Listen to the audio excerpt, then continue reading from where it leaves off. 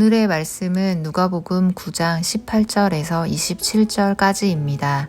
예수께서 따로 기도하실 때에 제자들이 주와 함께 있더니 물어 이르시되 무리가 나를 누구라고 하느냐? 대답하여 이르시되 세례 요한이라 하고 더러는 엘리야라 더러는 옛 선지자 중에 한 사람이 살아났다 하나이다. 예수께서 이르시되 너희는 나를 누구라 하느냐?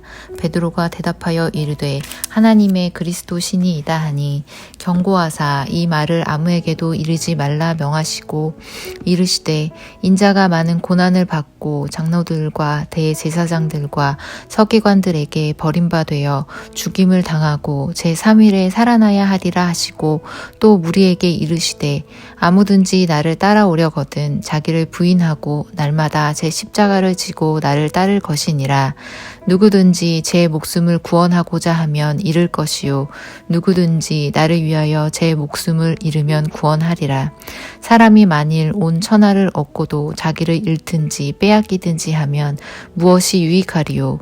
누구든지 나와 내 말을 부끄러워하면 인자도 자기와 아버지와 거룩한 천사들의 영광으로 올 때에 그 사람을 부끄러워하리라.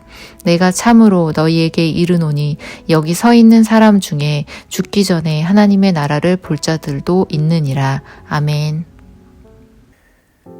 이 본문에서 예수님은 제자들에게 두 가지를 물으십니다. 먼저는 이것입니다. 무리가 나를 누구라고 하느냐? 그리고 두 번째는 너희는 나를 누구라 하느냐? 사람들은 예수님을 선지자나 좋은 선생님 정도로 생각했습니다. 베드로는 이렇게 대답합니다. 하나님의 그리스도이시니이다. 이 마태복음 16장 16절에서는 우리가 잘 아는 말씀대로 주는 그리스도시요 살아계신 하나님의 아들이시니이다 라고 답합니다. 베드로의 고백은 주님의 마음을 흡족하게 하는 고백임이 분명합니다. 세상 사람들처럼 그저 떡을 주는 분으로 병을 고쳐주는 분으로 그렇게 나의 마음에 만족감을 주는 분으로 여기지 않았습니다. 예수님께서 하시는 사역을 보면서 이분은 하나님이 보내신 메시아 그리스도이시구나 베드로는 고백했습니다. 이 베드로가 예수님을 그리스도라 고백하자 예수님께서는 이것을 아무에게도 말하지 말라고 하셨습니다. 왜 그러셨을까요? 지금 사람들은 그리스도 곧 세상의 메시아가 오기만을 손꼽아 기다리고 있습니다. 예수님이 바로 너희가 기다리던 그리스도다, 메시아다 라고 말해주면 좋지 않을까요? 왜 예수님은 제자들에게 자신이 그리스도라는 사실을 말하지 말라고 하실까요? 왜냐하면 그리스도가 누구신지에 대한 바른 신앙의 확립 없이는 그리스도를 만나는 일이 헛되기 때문입니다. 예수님께서 22절에서 이 그리스도가 당하실 고난을 말씀하십니다. 우리는 그 고난이 합당하다고 믿습니다. 그런데 당시에 많은 사람들을 생각하던 그리스도와는 거리가 먼 모습입니다. 사람들은 강한 그리스도, 세상을 호령할 그리스도를 원하고 기다렸습니다. 근데 정작 그리스도의 모습은 권세를 가진 자들에게 당하고 결국엔 죽게 되는 것이라 이렇게 말씀하시는 것이죠. 어쩌면 예수님이 그리스도일지도 몰라 이렇게 여겼던 사람들조차도 십자가에서 힘없이 돌아가시는 예수님을 보고는 그분을 영접하지 않았을 수도 있습니다. 이 자신이 기대했던 것과는 다른 것이 눈앞에 펼쳐질 때 사람들은 실망합니다. 지금도 마찬가지입니다. 사람들이 교회를 떠나는 이유 중 하나는 자신이 원했던 것을 교회가 주지 못하기 때문입니다. 사람들이 복음을 원했는데 교회가 복음을 주지 못했다. 그러면 그것은 교회의 책임입니다. 하지만 예수를 믿고 교회로 들어오는 사람들이 돈과 병고침과 명예와 성공을 원한다면 번지수 잘못 찾았습니다. 그리스도께 그것을 바라면 그분을 그리스도라고 믿지 않는 것입니다. 그리스도는 결코 변할 수 없습니다. 그분은 사람들의 필요에 따라 자신의 갈 길을 바꾸지 않으셨습니다. 비록 그 길이 모든 사람들이 원하지 않는 길이어도 말입니다.